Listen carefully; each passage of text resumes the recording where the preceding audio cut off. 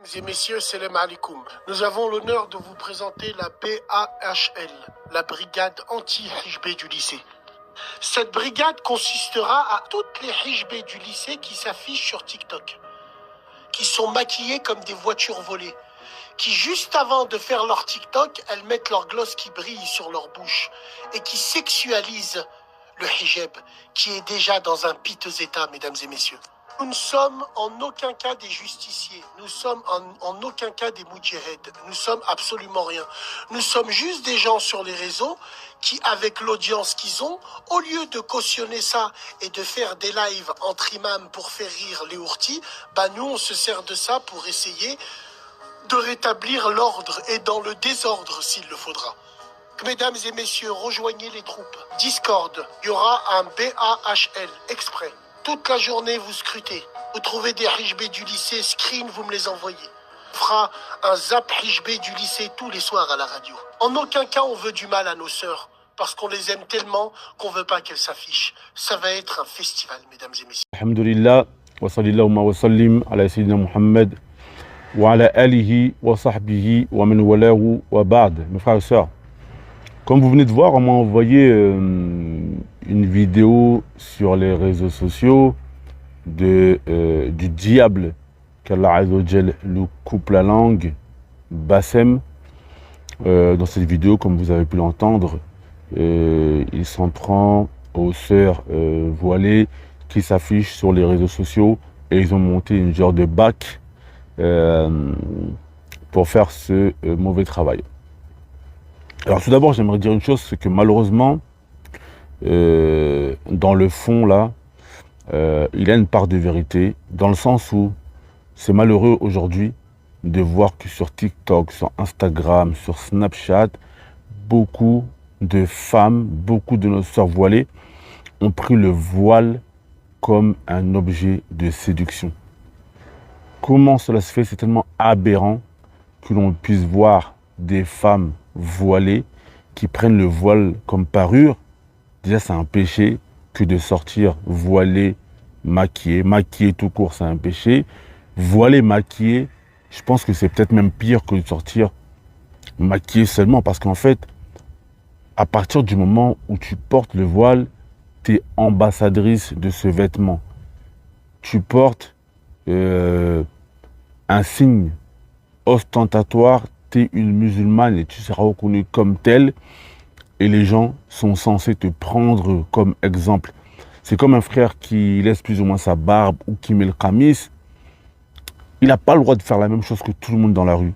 S'il y a des gens qui font des mauvaises choses, qui vont dans des chichas, etc., lui, avec l'accoutrement par lequel on pourrait le reconnaître comme un musulman qui serait plus ou moins investi dans sa religion, il doit faire encore plus attention parce que si lui le fait, les gens vont encore plus taper du doigt sur les musulmans et pointer du doigt donc les frères. Et bien c'est la même chose pour les sœurs.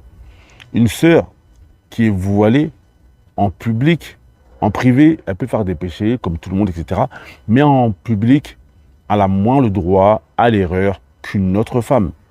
Parce que elle, les gens vont la pointer du doigt en disant « Regarde les sœurs voilées, etc. etc. » Et elle porte atteinte à notre noble religion.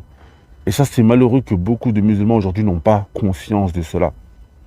Les péchés que tu vas faire au vu et au su de tout le monde sont pires que ceux que tu fais en cachet parce que malheureusement, tu peux inciter des autres à faire comme toi. Et lorsqu'une femme, elle vient, elle se maquille sur les réseaux sociaux et les comportements des frères aussi, on peut en parler. Aujourd'hui, malheureusement, tu as plein de frères qui font n'importe quoi sur les réseaux sociaux. Et malheureusement, l'image de l'islam est associée à eux, ça devient de plus en plus n'importe quoi. Et le prophète sallallahu alayhi wa sallam, il dit dans un hadith, Kullu ummati mu'afan illa al-mujahirun. Il a dit toute ma communauté peut en quelque sorte espérer escompter le pardon, sauf les mujahirun, c'est-à-dire ceux qui font leurs péchés devant tout le monde. Et il faut savoir que la personne qui fait un péché au vu au-dessus de tout le monde, c'est même pas de la médisance, de fait de dire « ouais, lui, il fait telle ou telle chose ».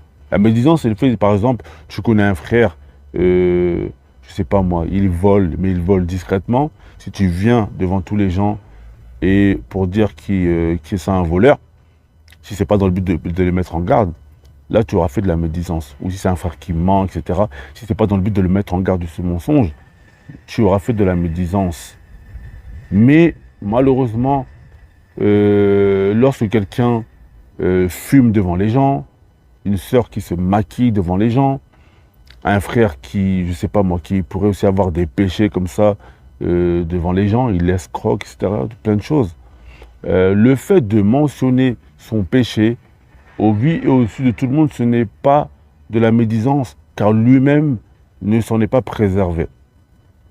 Et donc là, les sœurs qui se maquillent sur les réseaux sociaux, etc., elles-mêmes ont donné le bâton pour se faire frapper, parce qu'en fait, on ne peut même pas dire « ouais, on va préserver l'honneur de la sœur, etc. etc. » parce qu'elle-même, malheureusement, elle s'est exposée sur les réseaux sociaux. Maintenant, ce qu'il fait, ce diable de Bassem, ça n'a en aucun cas, une bonne chose, et je le condamne totalement. Parce que le prophète sallallahu alayhi wa sallam, malgré qu'il nous ait dit d'ordonner le convenable et d'interdire le blâmable, cela doit se faire avec sagesse. En aucun cas, tu prends les vidéos des sœurs, la femme de quelqu'un, la fille de quelqu'un, la nièce de quelqu'un, la cousine de quelqu'un, la sœur de quelqu'un. Ça reste quand même nos sœurs.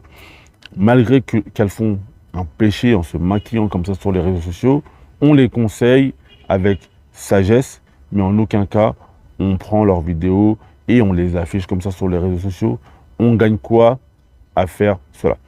Donc vraiment, lui là, ce diable, quelqu'un que je déteste pour Allah, je demande vraiment à Allah Azza wa Jal de lui couper la langue et de nous préserver de son mal. Parce que plus on avance dans le temps, plus son mal est de plus en plus grand. Après, son être pris au noir, maintenant, il s'en prend aux sœurs voilées.